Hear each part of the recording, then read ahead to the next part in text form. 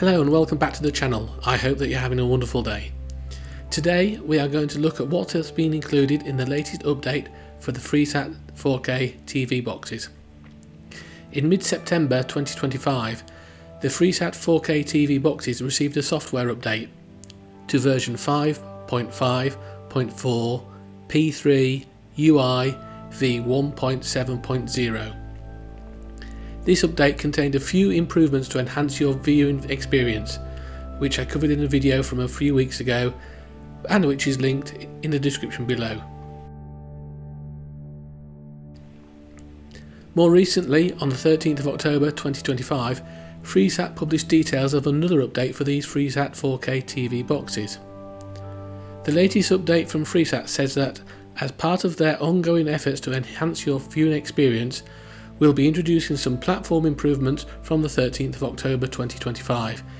These updates will apply only to Freesat 4K devices. The improvements are listed as: Channel 4 content is now available via scrolling backwards on the TV guide and from on demand. Home and on-demand pages, rails and content have improved consistency across all featured and recommended content. I have no idea what that means.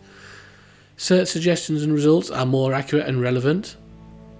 Program images have richer visuals and there is enhanced program information. Finally, I have no idea why they class this as an improvement, but Amazon Prime content will no longer appear in search results.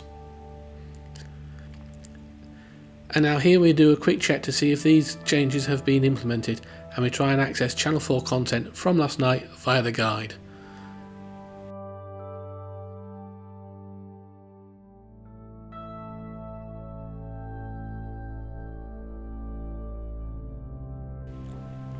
And as we can see, we go back to last night's last leg and we can access it directly from the guide. So all seems to be working and implemented.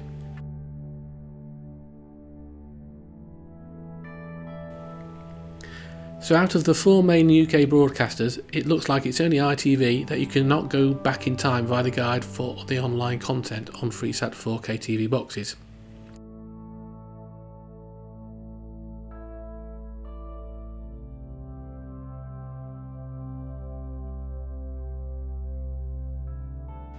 At least these updates show that Freesat are still trying to improve the system, but there's still one or two issues that are still around. A HDR issue and a Dolby Digital issue, but these seem to be more hardware issues rather than software issues, so probably harder to fix.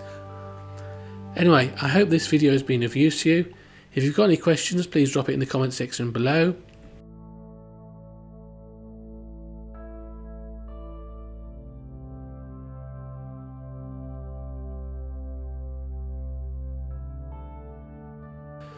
And remember to hit that like, subscribe and the notification bell to keep up to date with future video releases. Thanks for watching and I'll see you in the next video. Bye!